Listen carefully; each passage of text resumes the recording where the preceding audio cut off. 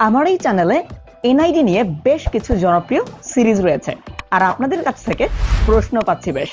তাই আমি আমার আজকের এই ভিডিওতে আলোচনা করব আপনি যদি একজন নতুন ভোটার হিসেবে আবেদন করতে চান সেক্ষেত্রে কিভাবে আপনি ঘরে বসেই অনলাইনে আবেদন করতে পারবেন।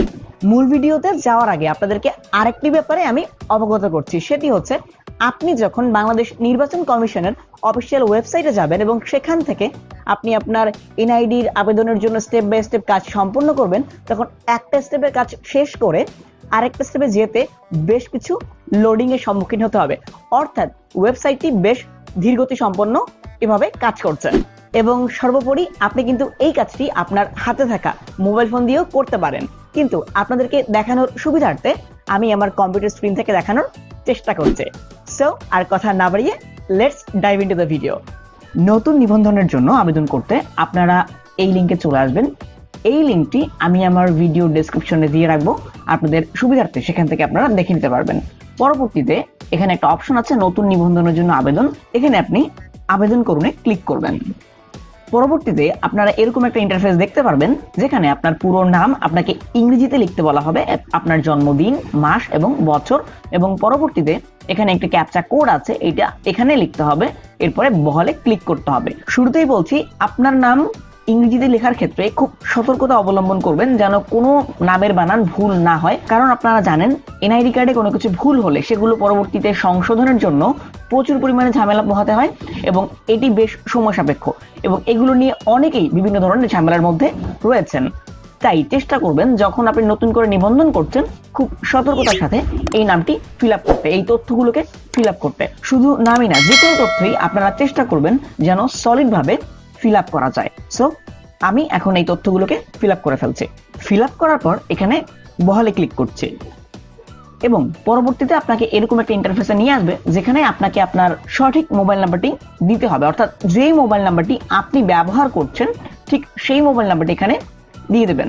নম্বরটি প্রবেশ করানোর পর বার্তা পাঠান এই অপশনে ক্লিক করে দেবেন।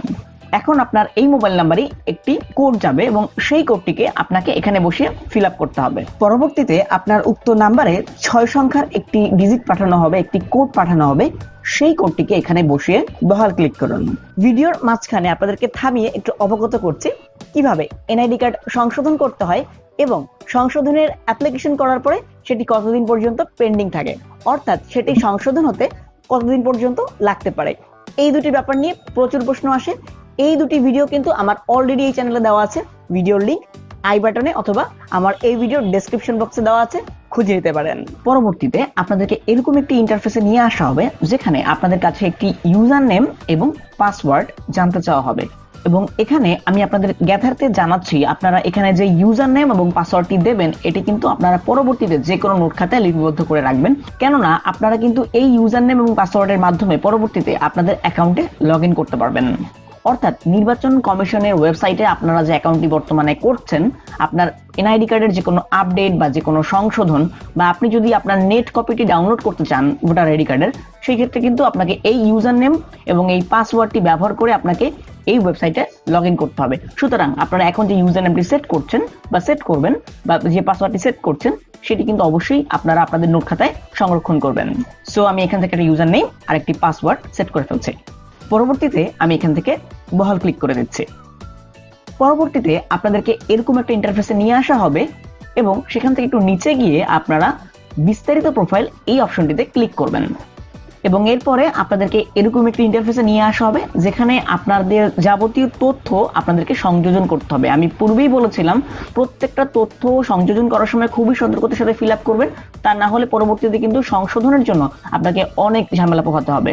যেমন এখানে রয়েছে আপনার বাংলা নাম, আপনার লিঙ্গ, রক্তের গ্রুপ, জাতীয়তা, এবং আমি আরেকটা ইনফরমেশন আপনাদেরকে দিচ্ছি, আপনাদের পিতার তথ্য যেগুলো রয়েছে, আপনাদের মাতার তথ্য, আপনাদের ঠিকানা যেগুলো রয়েছে, এগুলো কিন্তু অবশ্যই আপনারা আপনাদের পিতার যে এনআইডি কার্ড আছে এখান থেকে এখানে ফিল আপ করবেন।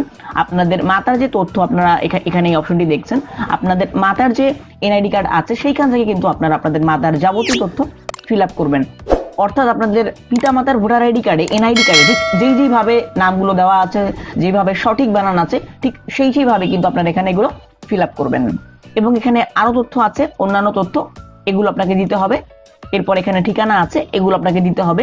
প্রত্যেকটা তথ্য আমি আবারও বলছি, পুনরায় বলছি, ফিল আপ করার সময় খুবই গুরুত্বপূর্ণভাবে মনোযোগ দিয়ে সতর্কতার সাথে ফিল আপ করবেন, যাতে করে ভুল না হয়।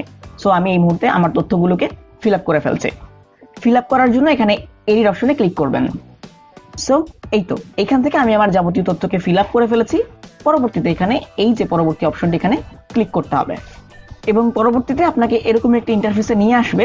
এখানে বলছে কাগজপত্রের প্রয়োজন নেই, যেহেতু এটি অনলাইনে আমরা আবেদন করছি এজন্য আপাতত এটি করতে কোনো কাগজপত্রের প্রয়োজন নেই। বাট যখন আপনি এটিকে আপনার নির্বাচন কমিশনে জমা দেবেন তখন কিন্তু আপনাকে এর সাথে বেশ কিছু কাগজপত্র জমা দিতে হবে, যেগুলো আমি ভিডিওর শেষ পর্যায়ে বলে দেব। সুতরাং আমি এই ভিডিওটিকে আপনাকে সম্পূর্ণ না টেনে দেখার অনুরোধ করছি। হয়ে গেলে এখানে পরবর্তী অপশনটিতে ক্লিক করবেন। এরপর আপনাকে এরকম একটা ইন্টারফেস দেখাবে, আপনার পরিবর্তনগুলো নিশ্চিত করে সাবমিট করুন। অর্থাৎ আপনি এই পর্যন্ত যে এসেছেন এর মধ্যে যদি মনে হয়ে থাকে যে কোনো কিছু আপনি চেঞ্জ করবেন, সেক্ষেত্রে এখানে পেছনে এই বাটনে ক্লিক করবেন। আপনাকে আবারও পেছনে নিয়ে যাওয়া হবে, আপনি যেই যে তথ্য দিয়েছেন সেগুলো আপনি চাইলে চেঞ্জ করতে পারেন। আমি আপনাকে আবারও বলছি, পুনরায় বলছি, আপনাকে অবশ্যই সতর্কতার সাথে ফিল আপ করতে হবে, তা না হলে কিন্তু পরবর্তীতে এগুলো নিয়ে আপনাকে বেশ ঝামেলা পোহাতে হবে। সো আমি এখানে মোটামুটি নিশ্চিত, তাই এখানে সাবমিট বাটনে ক্লিক করছি। পরবর্তীতে আপনাকে এরকম একটি ইন্টারফেসে নিয়ে আসবে, যেখানে আপনি একটি সবুজ কালারের লেখা দেখতে পারবেন, আপনার একটি অ্যাপ্লিকেশন পেন্ডিং রয়েছে। আপনি এখান থেকে ডাউনলোডে ক্লিক করবেন। পরবর্তীতে এটিকে ডাউনলোড করে ফেলুন। সো এই তো, আমাদের আবেদন ফর্মটি ডাউনলোড হয়ে গেল। আমাদের কাজ অলমোস্ট শেষ।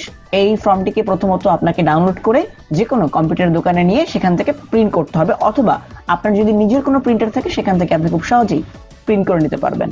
এখানে আপনি আপনার যাবতীয় তথ্য যা যা পূরণ করেছেন সবকিছুই দেখতে পারবেন এবং এই ফর্মের 34 নম্বর কলামে আসলে দেখতে পারবেন শনাক্তকারীর এনআইডি নাম।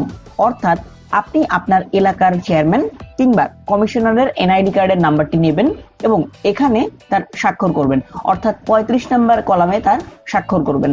যদি আপনি শহরে থাকেন তাহলে আপনার এলাকার কমিশনার যিনি আছেন, আর যদি আপনি গ্রামে থাকেন তাহলে আপনার এলাকার যিনি চেয়ারম্যান আছেন তার এনআইডি কার্ডের নাম্বারটি এখানে বসাবেন, শনাক্তকারীর এনআইডি নং, এবং এখানে তার স্বাক্ষর নেবেন। অর্থাৎ 35 নম্বর কলমে তার স্বাক্ষর নেবেন এবং তার উপরে দেখতে পাচ্ছি আবেদনকারীর স্বাক্ষর। অর্থাৎ এখানে হচ্ছে আপনার স্বাক্ষর, মানে যে ভোটার যে আবেদন করছে এখানে হচ্ছে তার স্বাক্ষর নিতে হবে।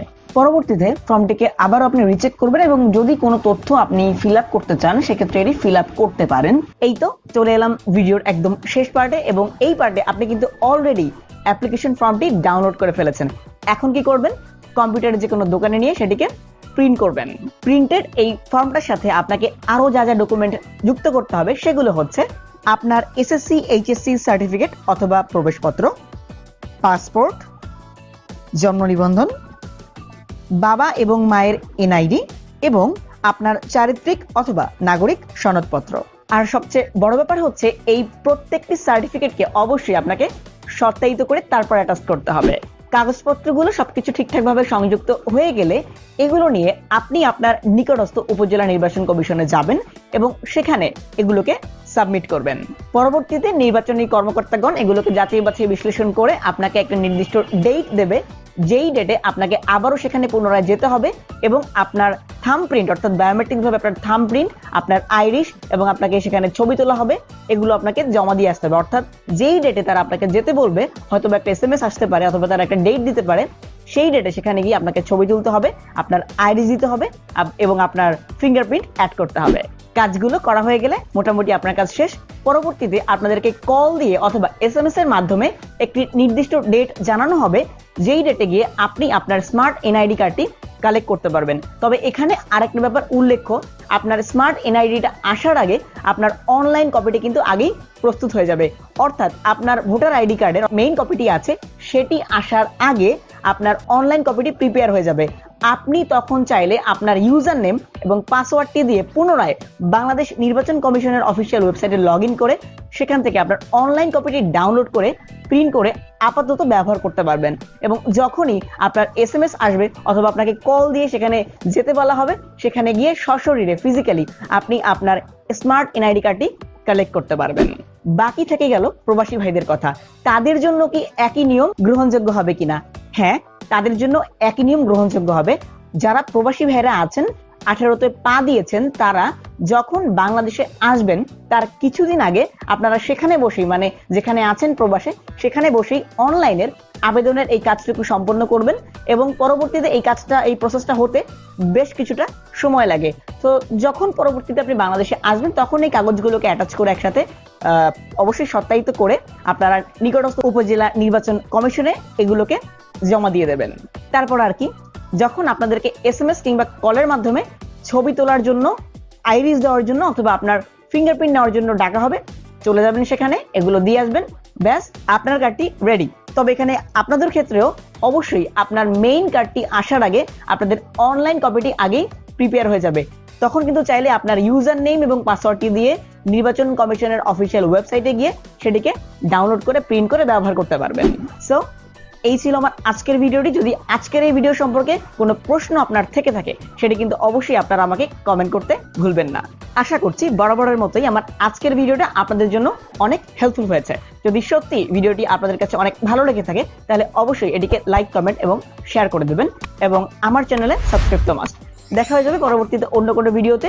সেই পর্যন্ত সবাই ভালো থাকবেন, সুস্থ থাকবেন, সুন্দর থাকবেন, মোস্ট ইম্পর্টেন্টলি ফুর্তিতে থাকবেন আর অবশ্যই মনোশিকদের সাথেই থাকবেন। Till then take care, tata.